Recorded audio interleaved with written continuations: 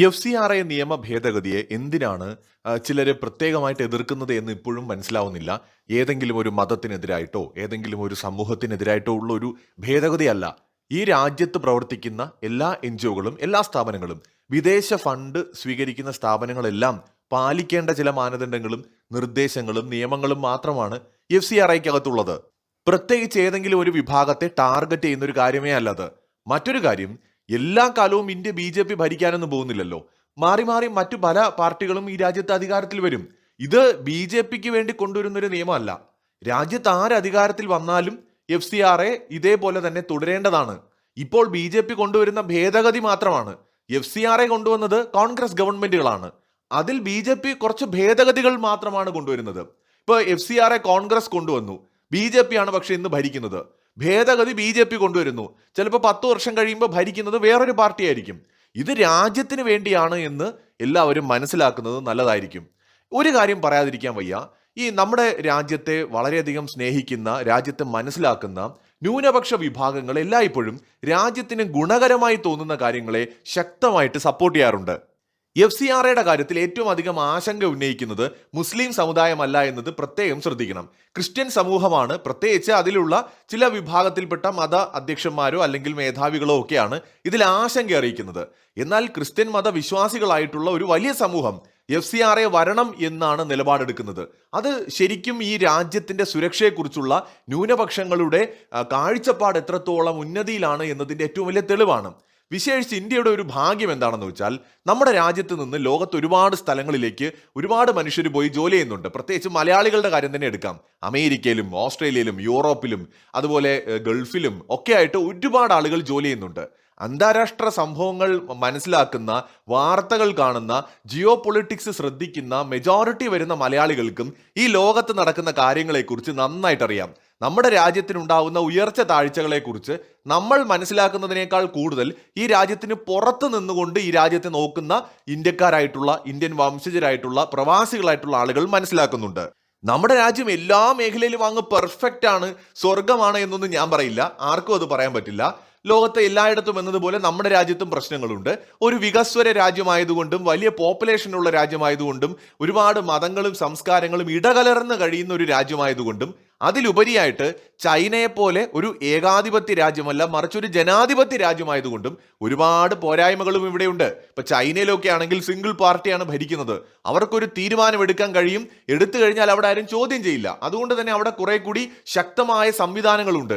ഒരർത്ഥത്തിൽ Chinese model മാതൃകയാണെന്ന് പറയേണ്ട ഒരു അവസ്ഥയിലാണ് നമ്മൾ ജീവിക്കുന്നത്. കാരണം ജനാധിപത്യത്തിന്റെ പോരായ്മകൾ അല്ലെങ്കിൽ ലൂപ്പ് ഹോൾസ് മനസ്സിലാക്കിയിട്ട് പലരും അതിനെ മിസ്യൂസ് ചെയ്യുന്നുണ്ട്. നമ്മുടെ രാജ്യത്ത് നമുക്കത് കാണാൻ കഴിയുന്നുണ്ട്.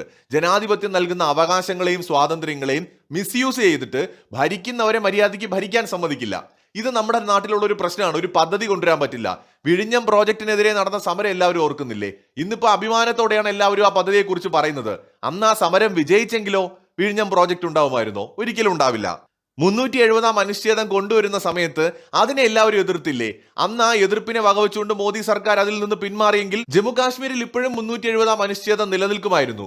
നമ്മൾ ഒരു കാലത്ത് എല്ലാവരും ഓർക്കുന്നുണ്ടാവും അവിടെ ഉണ്ടായ പ്രശ്നങ്ങൾ.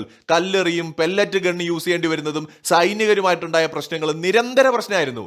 ഇന്ന് അതൊക്കെ മാറിയിട്ട് ജമ്മു കാശ്മീർ ശാന്തമായി മാറിക്കൊണ്ടിരിക്കുകയല്ലേ? അപ്പൊ ചില തീരുമാനങ്ങൾ വരുന്ന സമയത്ത് എതിർപ്പുകൾ ജനാധിപത്യ രാജ്യത്തുണ്ടാകും. ആ എതിർപ്പുകളെ മറികടക്കാൻ ഭരണകൂടത്തിന് ശ്രമിച്ചാൽ മാത്രമേ ജനാധിപത്യ രാജ്യത്ത് പുരോഗതി ഉണ്ടാവൂ. ഇല്ലെങ്കിൽ ഒരിക്കലും ഉണ്ടാവില്ല. ഒന്ന് ആലോചിച്ച് നോക്കൂ, നമ്മുടെ രാജ്യത്ത് ട്രാക്ടറിനെതിരെ നടന്ന സമരം വിജയിച്ചെങ്കിൽ നമ്മളിപ്പോൾ മറ്റേ നോർത്ത് സെന്റിനെന്റൽ ദ്വീപിലെ മനുഷ്യരെ പോലെ ചിലപ്പോൾ ജീവിക്കേണ്ടി വന്നനെ. ഒന്ന് ആലോചിച്ച് നോക്കിയേ, കമ്പ്യൂട്ടറിനെതിരെ വന്ന സമരം ഇവിടെ വിജയിച്ചിരുന്നുവെങ്കിൽ, അതും ജനകീയ സമരമായിരുന്നു, അത് വിജയിച്ചിരുന്നുവെങ്കിലുള്ള ഒരു അവസ്ഥയൊന്ന് ആലോചിച്ച് നോക്കൂ. അപ്പൊ അന്നുള്ള ഭരണകൂടങ്ങൾ അതിനെ അതിജീവിച്ചത് കൊണ്ട് മാത്രമാണ് നമ്മൾ ഇന്ന് ഈ മൊബൈൽ ഇന്റർനെറ്റും ഒക്കെ ഉപയോഗിച്ച് ഇവിടെ ജീവിക്കുന്നത്, അല്ലേ?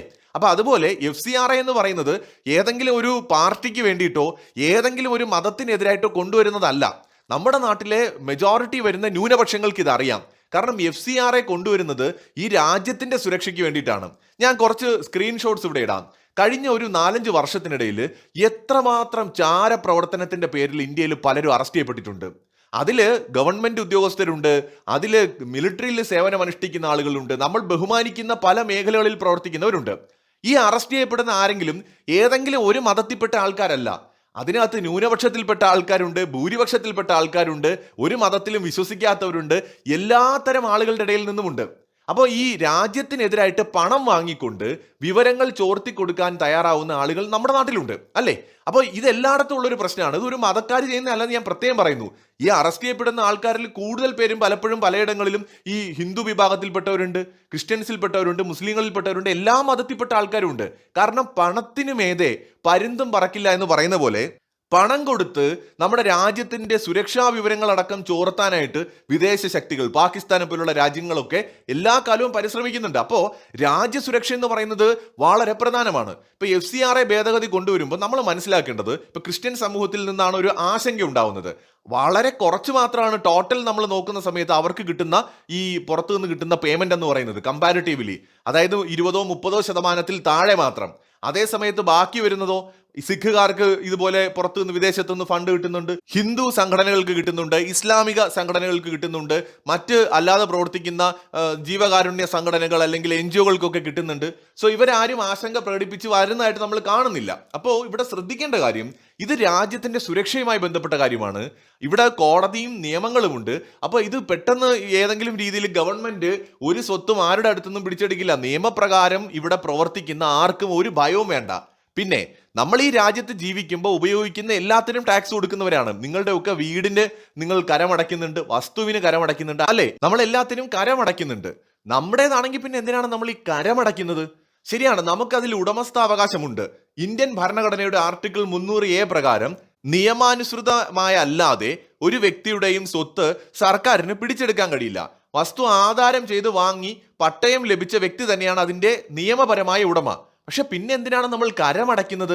കരമടച്ചില്ലെങ്കിൽ എന്ത് സംഭവിക്കും? അവിടെയാണ് നമ്മൾ മനസ്സിലാക്കേണ്ടത്.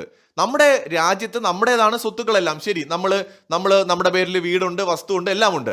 പക്ഷേ രാജ്യത്തിന്റെ പരമാധികാരി എന്ന നിലയിൽ സർക്കാരിന് പൊതു ആവശ്യങ്ങൾക്കായിട്ട് വേണമെങ്കിൽ സ്വകാര്യ ഭൂമി ഏറ്റെടുക്കാൻ നിയമപരമായി തന്നെ അധികാരമുണ്ട്. അപ്പൊ നമുക്ക് വേണമെങ്കിൽ ഇങ്ങനെ ഒരു നിയമം കൊണ്ടുവന്നപ്പോൾ അതിനെതിരെ ശബ്ദിച്ചൂടെ?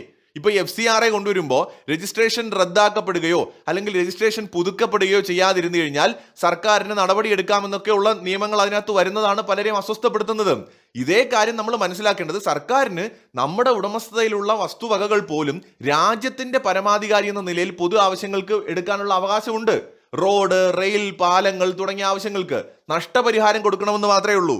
ഇനി വേറൊരു കാര്യം, നിങ്ങൾ കരമടയ്ക്കാതിരുന്നാൽ നിങ്ങളുടെ ഭൂമി സർക്കാർ പിടിച്ചെടുക്കൂന്നേ. നമ്മുടെ സ്വത്താണെന്നാണ് നമ്മൾ പറയുന്നത്, എൻ്റെ പേരിലുള്ള വസ്തു. പിന്നെ ഞാൻ എന്തിന് സർക്കാരിന് കരം കൊടുക്കണം?